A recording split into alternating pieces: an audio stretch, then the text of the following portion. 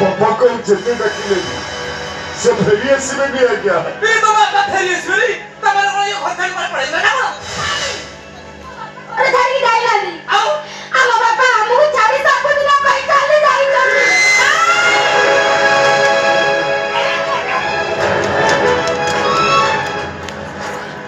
ତୁମେ ଯେ କହୁଛ ଆଶା ତୁମେ ଯେ କହୁଛ ଆମ ବାପା କୁଆଡ଼େ ଯାଇପାରିବେନି ଆଜି ପରେ ସେ କନ୍ୟା ଦାନ କରିବେ ତୁ ବେଦି ଉପରୁ ଉଠି ଆସିଲୁ କାହିଁକି ବାପା ସେ ପୁରା ଭୟର ଅବଳା ଗଡ଼ି ଯାଉଛି ବେଦିକୁ ଚାଲ ତୁ ଆଗକୁ ହେଇପାରିବନି ଏବେ ମୁଁ ବର ସହିତ ବର ଯାତ୍ରୀ ମାନଙ୍କୁ ନେଇ ଚାଲିଯିବି।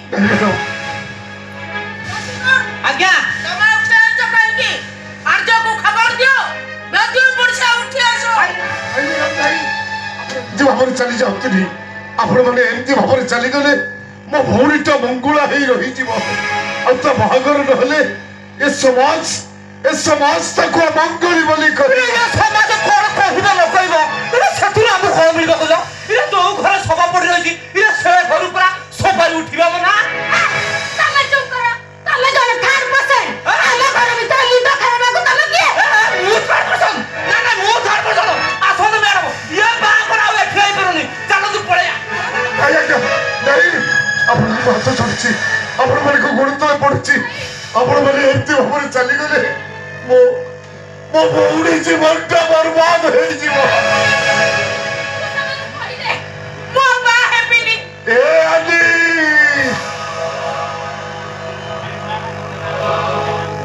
ଏ ସମାଜର ରୀତି ନିୟମ ବିଷୟରେ ତୁ କିଛି ଜାଣିନୁ ଆଣ୍ଟି ଆମ ହିନ୍ଦୁ ଧର୍ମରେ ଝିଅ ଥରେ ମଙ୍ଗୁଳା ହେଇ ସାରିବା ପରେ ତା ବାହାଘର ନହେଲେ ଏ ସମାଜ ତାକୁ ଅମଙ୍ଗଳି ବୋଲି କହିବ। ଭାଇ ଆଉ ତମେ ବି ଭୁଲି ଯାଉଛ ଆଶିଷ ସେଇ ହିନ୍ଦୁ ଧର୍ମ ପରମ୍ପରା ସଂସ୍କୃତି କହେ ଯୋଉ ଘରେ ଶବ ପଡ଼ିଛି ସେ ଘରୁ ସବାରି ଉଠିବା ମନା ସେ ଘରେ ମଙ୍ଗଳ କାର୍ଯ୍ୟ ହେଇପାରିବନି ଅସମ୍ଭବ।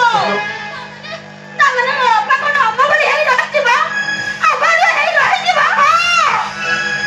ହଁ ମୋ ଅମଙ୍ଗଳି କନ୍ୟା ପଠାଣି ଆଲି ଅବିଆରି ଏଇ ସାରା ଜୀବନ ବିତେଇବି ଏ ଆଲି ଏ ଭାଇ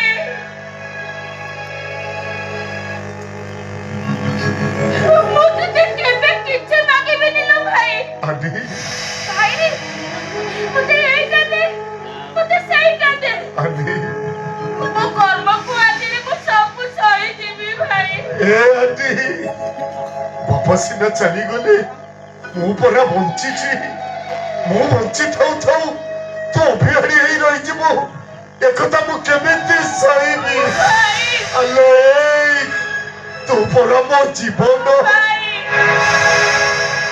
ଅପା କେମିତି କାନ୍ଦେ ନା ଲୋ ଅପା ମୁଁ ଜମା ସହି ପାରୁନି ଉପାୟ ଅଛି ଯଦି ତମେ ମାନେ ମୋ କଣ୍ଡିସନରେ ରାଜି ହବ ଠିକ ଅଛି ଆଜ୍ଞା ମୋ ଭଉଣୀ ମାନଙ୍କୁ ଖୁସିରେ ରଖିବା ପାଇଁ ମୁଁ ତମର ସବୁ କଣ୍ଡିସନରେ ରାଜି ଦରକାର ପଡ଼ିଲେ ମୋ ମୁଣ୍ଡଟାକୁ ମୁଁ ଦେଇଦେବି। କହିଲୁ କଣ କହିଲୁ ମୁଣ୍ଡ ନା ଏଇଠି ମୋ କଣ୍ଡିସନଟା ଏଇଆ ଯେ ଯଦି ତମ ସମ୍ପତ୍ତିରୁ 1/3% ଆମ ଆଜୁ ବାବୁଙ୍କ ନାଁରେ କରିଦବ ତାହେଲେ ଏ ବାହାଘର ନିଶ୍ଚୟ ହବ ଆଉ ଏ ବାହାଘର ଏଠି ନଇ ସିଧା ମ୍ୟାଡମଙ୍କ ଘରେ ହବ ନା କଣ କହୁଛନ୍ତି ମ୍ୟାଡମ? ଏ ବାହାଘରଟା ଏଠି ନ ହୋଇ ସିଧା ମୋ ଘରେ ହବ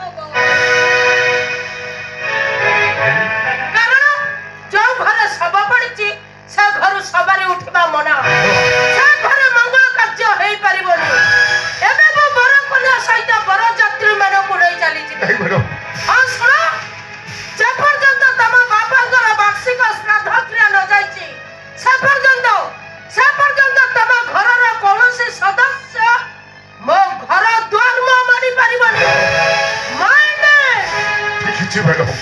ଠିକ ଅଛି ନେଇଯାଆନ୍ତୁ ମୋ ପୈତୃକ ସମ୍ପତ୍ତି ନଗଲେ ନାହିଁ ମୁଁ ଆପଣଙ୍କ ଦୁଆର ମୁହଁକୁ ହେଲେ ମୁଁ ଆପଣଙ୍କୁ ହାତ ଯୋଡ଼ି ଅନୁରୋଧ କରୁଛି ଆପଣ ମୋ ଭଉଣୀକୁ ବୋହୂ କରି ନିଅନ୍ତୁ। ଠିକ ଅଛି ମୁଁ ଏବେ ବାହାର ଅପେକ୍ଷା କରିଛି ଯେତେ ଶୀଘ୍ର ପାରୁଛ ଝିଅ ବିଦା କରିବାର ଚେଷ୍ଟା କର। ରସିକ ଆଜ୍ଞା ଆଉ ଠିଆ ହେଇ କଣ ନା ନା ଆଉ ଠିଆ ହେବା ନାହିଁ। କମନ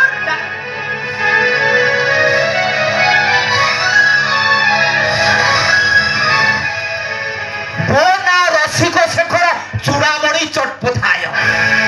ମୁଁ ଯାହା କହେ ସେଇଆ ହୁଏ। ଆଉ ବେଶୀ ଚିନ୍ତା ନ କରି କେମିତି ଝିଅ ବିଦା ହବ ସେ କଥା ଚିନ୍ତା କର। ଆସୁଛି, ଗୁଡ୍ ବାଏ, ବାଏ ବାଏ।